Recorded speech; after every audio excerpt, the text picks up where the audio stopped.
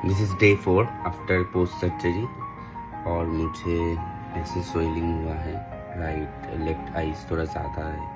मैंने उनको पूछा था, दे टोल्ड मी कि ये नॉर्मल है, 1-2 दिन में ठीक हो जाएगा। ज़्यादा पानी पीने के लिए।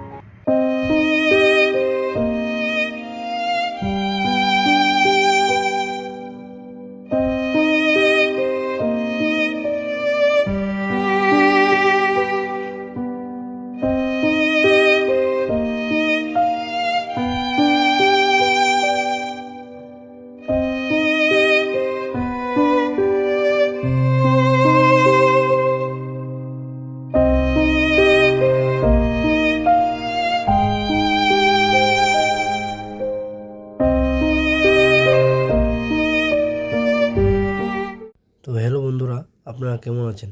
আজকে আবার একটা নতুন ভিডিও নিয়ে চলে এসেছি আপনাদের সাথে হেয়ার ট্রান্সলেট নিয়ে। কারণ আমার একটা ওয়েট লস করতে করতে দুর্দান্ত রেজাল্ট হয়েছে। যারা বলে না যে আপনার হেয়ার যখন ফল হয়ে যায় তো আপনি অনেক মেডিসিন নিয়েছেন, সেরকম আমিও খুব মেডিসিন নিতাম।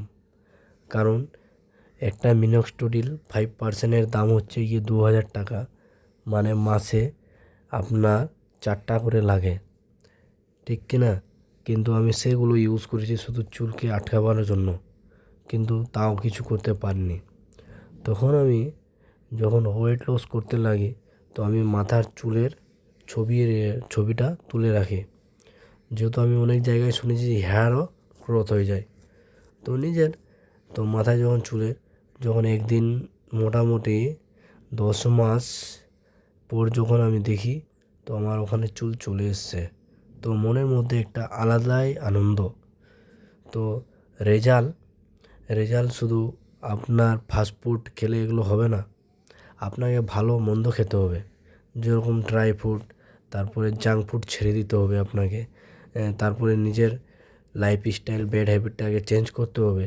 শুধু আপনি টাকার জোরে ট্রান্সলেট করবেন, সেটা হয়তো আপনার টাকা আছে আপনি করে নেন, কিন্তু আমি করিনি ভাই। যা সত্যি, আমি হার্বাল লাইফ নিউট্রিশন খেয়ে নিজের একটা দুর্দান্ত রেজাল্ট করেছি। কারণ আমার ইউরিক অ্যাসিড হাই খুবই ছিল, আর ইউরিক অ্যাসিড হাইয়ের সাথে সাথে আমার যে ওভারওয়েটের কারণে বুকের মধ্যে একটা শ্বাসকষ্ট হচ্ছিল, সেটাও চলে গেছে।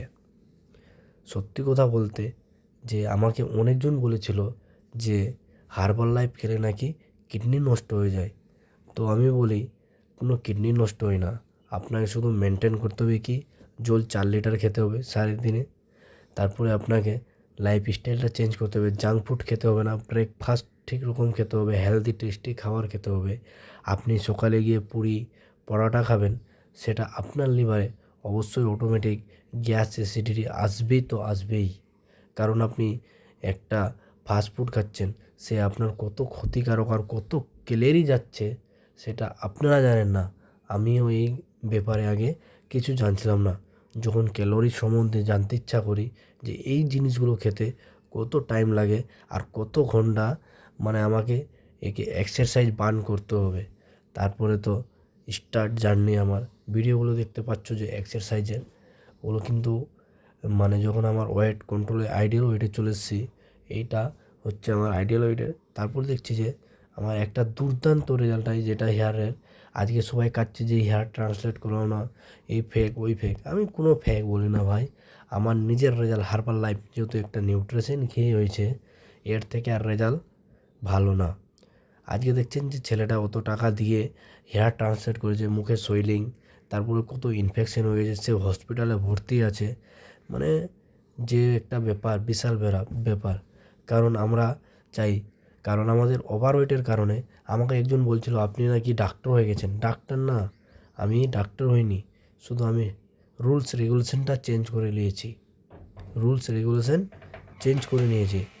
ডাক্তার তো তারাই শুধু টাকা নিতে জানে, অরিজিনাল কথা বলতে গেলে শুধু ওরা হচ্ছে টাকার বোকা।